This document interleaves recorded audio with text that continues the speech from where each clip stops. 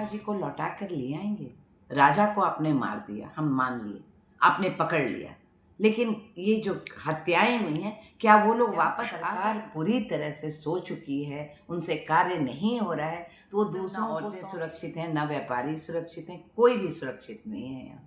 हम सभी डरे हुए। अब तो घर से निकलते ही आदमी दहशत में होता है कि हम लोग जा रहे हैं, लौटेंगे, अच्छे से हमारा बेटा लौट आए, हमारा पति लौट आए। डर के साए में जी रहे हैं। तो मैडम क्या कहेंगी, लगातार अपराध का ग्राफ बढ़ता ही जा रहा है, एक के बाद एक व्यापारी की हत्या हो रही है। ये जो पहले काफ़ी दिनों से जब ये बात होती थी कि नीतीश जी आ गए हैं, जंगल राज खत्म हो चुका है, सुशासन की व्यवस्था हो चुकी है, ये सारे चीज़ खत्म होते जा रहे हैं और कुशासन की तरफ पूरी तरह से हमारी सरकार चली गई है। कहीं भी कोई व्यवस्था नहीं है, सारे व्यापारी खौफ से, मतलब खौफ में जी रहे हैं और वो इतने खौफजई हो चुके हैं कि उनकी समझ में वो अपने समय का भी उनको ध्यान नहीं रह रहा है कि वो कब जाएं, कब वो लौटेंगे सुरक्षित। उनकी पत्नी, उनका परिवार उनका इंतज़ार करता होता है कि वो लौट कर आएंगे कि नहीं आएंगे। तो जब सरकार पूरी तरह से सो चुकी है, उनसे कार्य नहीं हो रहा है, तो वो दूसरों को सौंप दें। अपने कार्य में इतने ज़्यादा ढीले हो चुके हैं, सरकार इतनी इतनी ज़्यादा मतलब बदहालती में जब पहुंच गई है, तो सरकार बदलने के सिवाय कोई ऑप्शन हमारे बिहार में नहीं रह गया है। जहाँ तक औरतों का सवाल है, आपने बलात्कार भी देखा, 9 साल के बच्चे की भी देखा, मतलब ना औरतें सुरक्षित हैं, ना व्यापारी सुरक्षित हैं, कोई भी सुरक्षित नहीं है यहाँ। हम सभी डरे हुए हैं, लेकिन इस डरने से क्या होगा?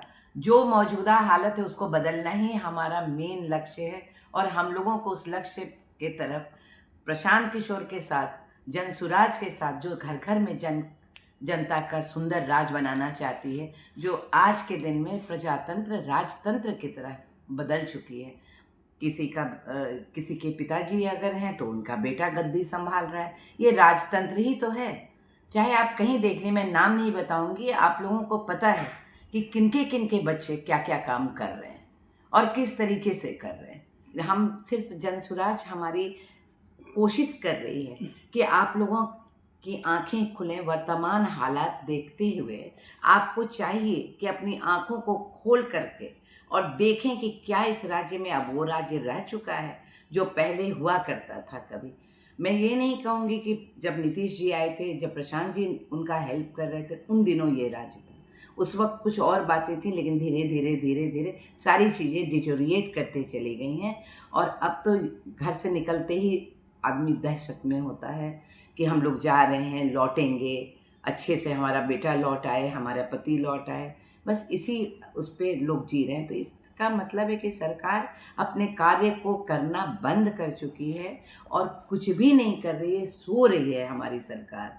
और कौन इसको चला रहा है, किस तरह से ये सरकार चल रही है, ये तो मौजूदा सरकार से ये क्वेश्चन पूछना चाहिए कि वो किस तरीके से सरकार को चला रहे हैं। इन सरकार ये कह रही है कि अपराध होता है, लेकिन वो पकड़े भी जा रहे हैं, हमारी पूरी पुलिस चुस्त है, दुरुस्त है।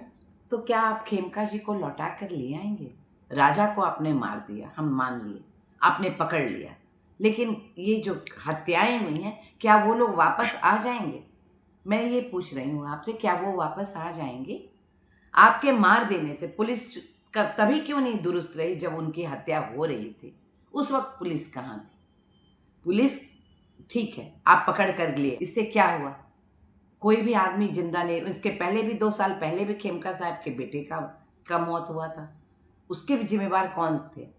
आप पहले इस बात को करने के पहले इस बात का जवाब तो दे दीजिए कि हत्या जब हो जाती है तो उस हत्या के बाद वो आदमी नहीं लौट कर आता, आप उसकी हत्या कर देते हैं या फांसी पर चढ़ा देते हो, तो क्या वो सब कुछ ठीक है? फिर आगे यही हत्याएं होती रहें और उसको सजा मिलती रहे, ये कंटिन्यूअस क्या ये ऐसे ही चलना चाहिए सरकार को? इतना खुलेआम क्या लोग हैं जो भी अपराधी कैसे घूम रहे हैं, किस तरीके से उनके पॉकेट में गन रह रहा है या पिस्टल रह रही है, किस तरीके से रह रही है, आज भी हम लोगों को ये समझ में नहीं आता है कि आप तो चेक करते हैं, शराब का चेकिंग लगा देते हैं, अच्छे अच्छे फैमिली जो आ रही हैं तो उनका खोलिए डिक्की, ये देखिए कि शराब है कि नहीं है।